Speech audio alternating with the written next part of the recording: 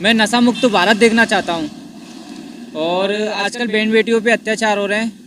मैं सरकार से यही गुजारिश करना चाहता हूँ कि आजकल जो गलत काम करता है सिर्फ उनसे कड़ी सी कड़ी सज़ा मिले उन्हें।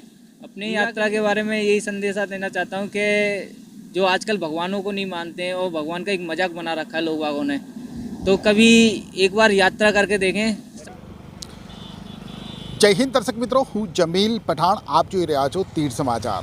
દર્શક મિત્રો, અત્યારે આપણે છોટાઉદેપુર જિલ્લા પોલીસ અધિક્ષક કચેરી બહાર ઊભા છીએ અને મારી સાથે આપ જોઈ શકો છો આ સાયકલ ઉપર એક વ્યક્તિ છે કે જે ભારત ભ્રમણ ઉપર નીકળ્યા છે, ભારત ભ્રમણ યાત્રા લઈને નીકળ્યા છે।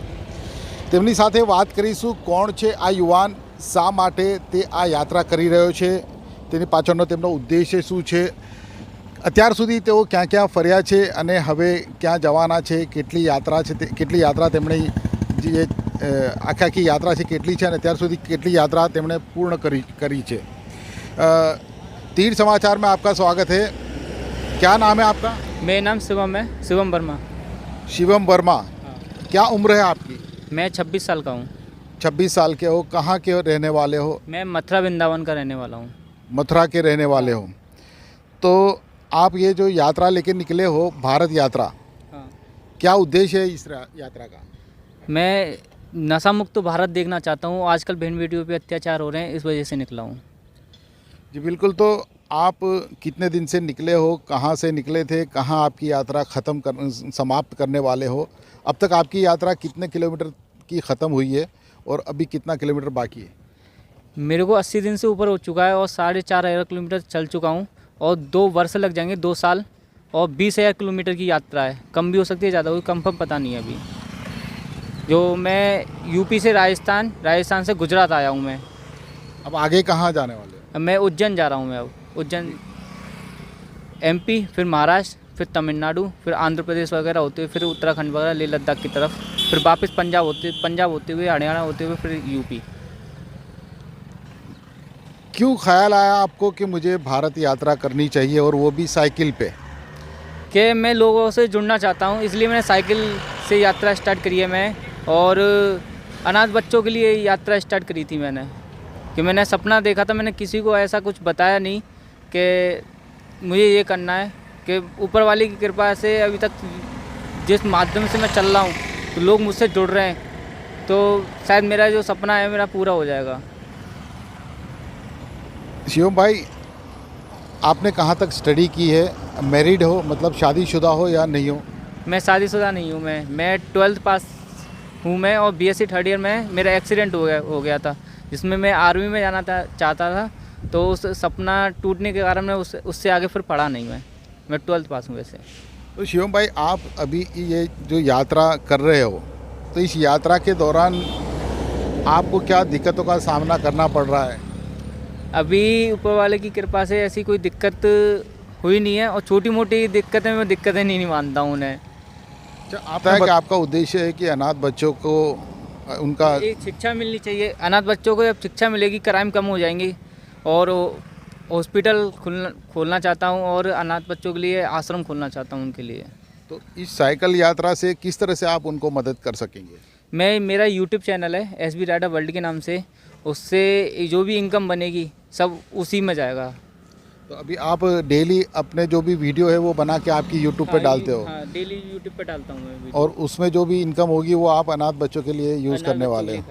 उसके अलावा आप जिस तरह से भारत भ्रमण करते हो, तो आप कोई फंड वंड इकट्ठा करते हो? नहीं, कोई मैं किसी से फंड वगैरह इकट्ठा नहीं करता, ना किसी से मांगता हूँ। तो फिलहाल अभी आप जो यात्रा लेके निकले हो, तो इसमें आप अपना खर्च किस तरह से? अपना खर्च मैं कमाता भी हूँ, और फिर थोड़ा बहुत मेरे पापा भी मदद कर देते हैं, फिर लोग बाग भी मदद कर रहे हैं। जहाँ से निकलता हूँ वहाँ के लोगों को सपोर्ट मिलता है। जैसे आज गुजरात में हूँ, 1 महीने से ऊपर हुआ है, तो गुजरात के लोगों ने मेरे को काफ़ी सपोर्ट दिया है। अभी आप छोटाउदेपुर DSP ऑफिस के बाहर हो। आप छोटाउदेपुर के DSP से मिले, मुलाकात हुई आपकी, क्या बातचीत हुई? सर से मेरी पावागढ़ में भी मुलाकात हुई थी, तो सर ने मुझे यहाँ पे बुलाया और काफ़ी उनसे मिलके काफ़ी अच्छा लगा था। और सर ने यहाँ पे मुझे काफ़ी सम्मान दिया यहाँ पे आने के बाद। तो सर को बहुत ज़्यादा धन्यवाद कि वो मेरी भावनाओं को समझे और उन्हें इतना सम्मान दिया मुझे। शिवम भाई 4,500 किलोमीटर की यात्रा आप ख़त्म कर चुके हो। अलग अलग प्रदेशों में, अलग अलग राज्यों में आप घूमे हो। कहीं पे आपको बोली की भी समस्या खड़ी हुई होगी, भाषा की। हाँ हाँ, अभी गुजरात में काफ़ी चीज़ ऐसे कि लोग नमक को मीठा बोलते हैं तो लोग मेरे को मीठा, पर मैंने कहा मीठा नहीं पाना मेरे को, कि मेरे नमक को बोलते हैं हम मीठा, वो मुझे कुछ दिन में वो पता चली थी। तो ऐसे लोग भाषा का फेर हो रहा है। तो ये तो आपके लिए बहुत अच्छी बात है कि आप अलग अलग प्रदेशों में घूमेंगे तो आपको अलग अलग बोली से भी आप वाकिफ़ होंगे, वो भी आपको जानने को मिलेगी। मौजूदा हालात जो देश के हैं उसमें आप क्या अनुभव करते हो और क्या होना चाहिए? सरकार की तरफ से क्या कदम होने चाहिए? सरकार के कदम से ये होना चाहिए कि मौजूदा हालात फ़िलहाल आप क्या अनुभव करते हो? कि आजकल कुछ देश बट रहा है, जाति बिरादियों में सब में बटा हुआ है। वो एक जब भारत देश है तो भारत को मतलब एकता होनी चाहिए। हर चाहे हम ये नहीं कहते हैं कि आप लोग धर्म को छोड़ के हर धर्म की इज्जत करनी चाहिए लोगों को, कि आजकल धर्मों पर भी मुद्दा उठ रहे हैं, तो ऐसा नहीं करना चाहिए लोगों को, क्योंकि भगवान एक ही है। तो किसी भगवान को गलत बोलने से तो एक ही भगवान को दिक्कत होती है। और एक भारत श्रेष्ठ भारत बनाने का जो सपना है किस तरह से पूरा होगा हमारा? हमारा मतलब सब लोग मिलेंगे जब जाके पूरा होगा। हम 2 रोड हैं, दोनों रोडों पे अलग अलग चलेंगे तो दिक्कतें होती हैं। सरकार से क्या उम्मीद है आप? सरकार से ये उम्मीद है कि हर जगह, हर राज्य में, हर डिस्ट्रिक्ट में कि अनाथ बच्चों के लिए एक विद्यालय खोले जाए और उसमें शिक्षा का प्रबंध किया जाए। मैं यही कहना चाहता हूँ सरकार। शिवम भाई, आप यात्रा लेके निकले हो, आपको मणिपुर जो फिलहाल पूरे देश में और दुनिया में एक मुद्दा बना हुआ है, मणिपुर की जो घटनाएं सामने आई है, घटनाएं जो 80 दिन बाद लोगों को पता चली थी उस घटना के बारे में, उस घटना का मुझे बहुत ज़्यादा दुख है कि मैं कुछ बता नहीं सकता। कि अभी सीमा का मुद्दा चल रहा है, अभी तक लोगों ने कुछ बताया नहीं था। मैं सरकार से यही दुआ कहना चाहता हूँ कि उसका कर से कर जल्दी से जल्दी फैसला हो उस चीज़ का।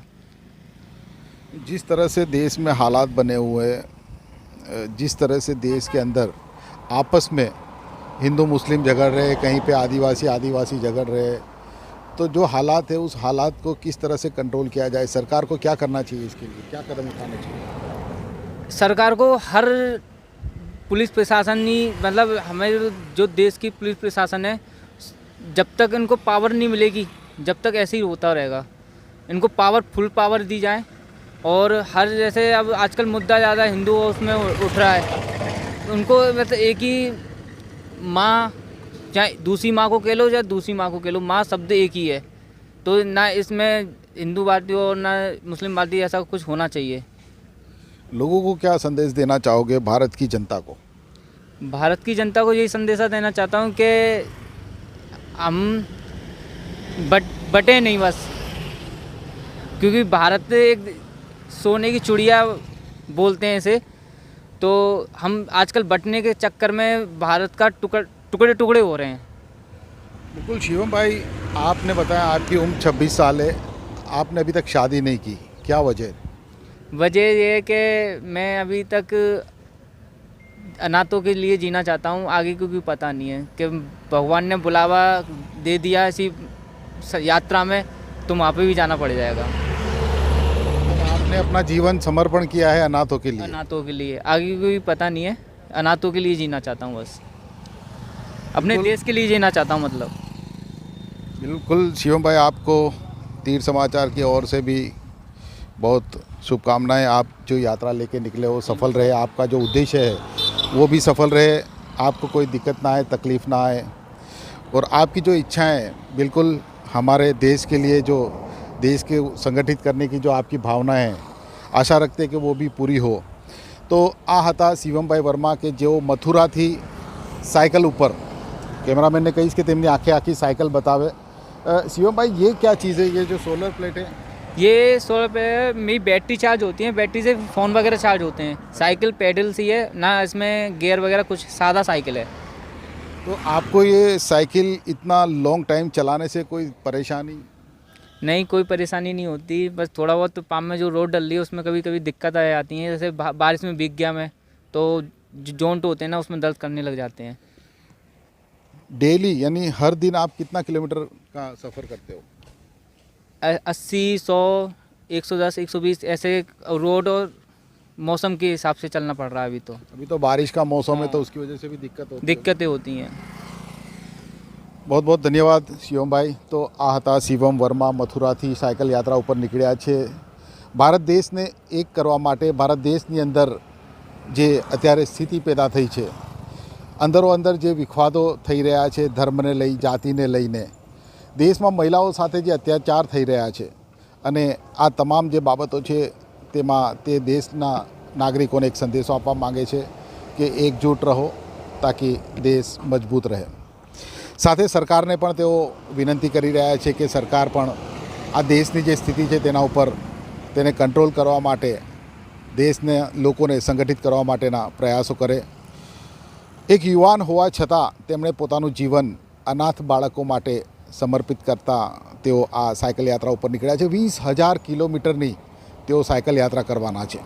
4,500 કિલોમીટરની સાયકલ યાત્રા તેમણે પૂર્ણ કરી છે। અત્યારે તેઓ છોટાઉદેપુર આવી પહોંચ્યા છે। અહીંયાથી મધ્યપ્રદેશ થઈ અને મહારાષ્ટ્ર થઈ અને તેઓ આગળ દક્ષિણ ભારતની યાત્રા કરશે। તીર સમાચાર તરફથી પણ તેમને ખૂબ ખૂબ શુભકામનાઓ અમે પાઠવી છે। આશા રાખીએ છીએ કે જે રીતે જે ભાવના તેમના મનમાં છે, શિવમભાઈ જે ભાવના રાખી રહ્યા છે, દેશનો દરેક વ્યક્તિ, દરેક નાગરિક જો આ પ્રકારે પોતાની મહેચ્છા દર્શાવે અને પોતાની અંદર આ ભાવના કેળવે તો ચોક્કસથી ભારત એક મહાસત્તા અને એક અખંડ ભારત બને તેમાં કોઈ બેમત નથી। ધન્યવાદ। છોટાઉદેપુર સહિત રાજ્ય, દેશ અને દુનિયાના સમાચાર જોવા માટે સબસ્ક્રાઈબ કરો તીર સમાચાર અને બેલ આઇકોન જરૂર દબાવો।